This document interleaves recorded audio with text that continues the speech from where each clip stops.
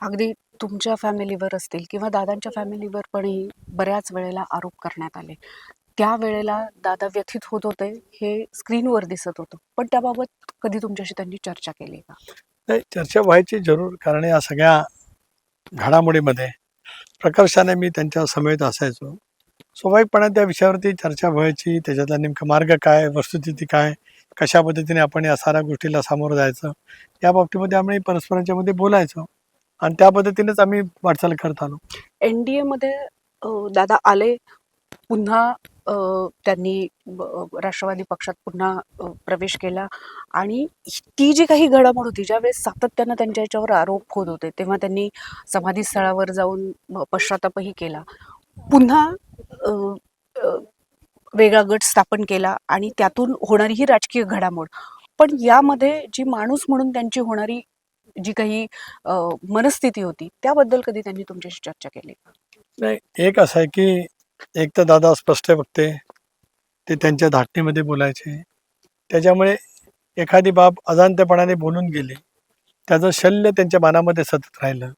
पण महाराष्ट्राचे थोर शिल्पकार स्वर्गीय चव्हाण साहेबांच्या समाधीचं जाऊन ते नतमस्तक झाले आणि त्याच्यामुळे अपराधीपणाची भावना त्यांच्या मनात जी होती, ती त्यांनी चव्हाण साहेबांच्या समाधीच्या समोर जाऊन जवळपास व्यक्त केली. आता अशा अनेक गोष्टी कळत नकळत घडत असतात, की ज्याचं आपल्याला आपण प्रायश्चित असं म्हणू शकत नाही, पण आपण आपल्या मनालाच समजून घेतो. नाही, आता माझ्याकडनं नकळत एखादी बाब घडले, तर ती आपण वेगळ्या पद्धतीने दुरुस्त करावी. दादा भावना प्रधान जास्ती होते. He was more emotional than the politician. मी जे दादांना अनुभवलं, राजकारणी ते जरूर होते, उत्तम राजकारणी होते, कठोर प्रशासक होते, विलक्षण झपाटा त्यांचं काम करण्याचा होता, पण त्याचबरोबर ती ही वॉज मोर इमोशनल. त्यामुळे त्यांच्या इमोशन्सचे अनेक पैलू किंवा प्रसंग मी माझ्या राजकीय जीवनामध्ये एक त्यांचा सहकार्य या नात्याने अनुभवलेला आहे. 30 वर्षात त्यांनी कधीही तुम्हाला अंतर दिलं नाही. पण आता जेव्हा दादा आपल्यात नाहीयेत, तेव्हा तुमच्यावरही या सगळ्याचे आरोप होताना दिसतायत.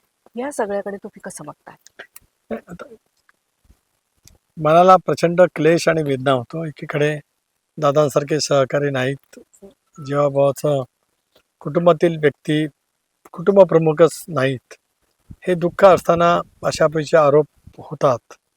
तर राजकारणामध्ये अशापैकी आरोप होतच असतात.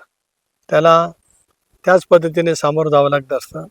ते जाण्याचं बळ दादाने जे मला दिलंय, ते सामर्थ्य वापरून पुढे वाटचाल करेन. एकंदरीतच शपथविधीची ही अतिशय घाई केली आहे, असं सातत्यानं बोललं जात आहे. या मागचा नक्की घटनाक्रम काय होता? नाही, मी याच्या बाबतीमध्ये काय अधिक बोलणार नाही. याचं कारण या संदर्भामध्ये विलिनीकरणाची घाई कोणाला का झाली. पहिला मुद्दा, दादांचं शव अंत्यदर्शनासाठी ठेवलं, त्यावेळेलाच विलिनीकरणाची चर्चा ज्या पद्धतीने सुरू झाली, हा एक भाग वेगळा आहे. आणि विधिमंडळ राष्ट्रवादी काँग्रेस पक्षाचा नेता निवड हा भाग पूर्णपणाने वेगळा आहे. आत्ताचं विधिमंडळ हे आम्ही 2022-23मध्ये एक भूमिका घेतली एन डी एसोबत जाण्याची. त्यानंतर लोकसभेच्या निवडणुकीला आम्ही सामोरं गेलो, विधानसभेच्या निवडणुकीला सामोरं गेलो, त्याच्यातून आम्ही यश मिळवलं. तो हा दादांनी कष्टाने, नेटाने, आत्मविश्वासाने उभा केलेला राष्ट्रवादी काँग्रेस पक्ष आम्हा सर्व सहकाऱ्यांसोबत घेऊन त्याचा नेता निवडण्याचा अधिकार आमचा आहे, तो आम्ही बजावला. विलिनीकरण की एकत्रीकरण, नक्की काय ही प्रक्रिया सुरू आहे? ते तेच सांगतील. मी याच्याबद्दल कधी भाष्यच केलेलं नाही. जे म्हणतात विलिनीकरण का एकत्रीकरण, त्यांनी या बाबतीमध्ये स्पष्टता द्यावी, असंच माझं म्हणणं आहे. एकंदरीतच म्हणजे आता होईल तर शरद पवार गटाचं जे आहे ते विलिनीकरणच होणार अजित पवार गटामध्ये.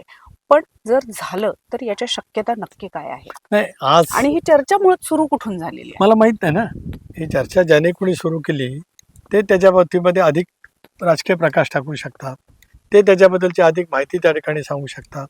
यापेक्षा मला त्या बाबतीमध्ये काही बोलायचं नाही. शरद पवार सातत्यानं असं सांगतायत की 12 तारखेपासनं म्हणजे तारीख देऊन ते सांगतायत की 12 तारखेला या सगळ्याची घोषणा होणार होती आणि चर्चा झालेली होती.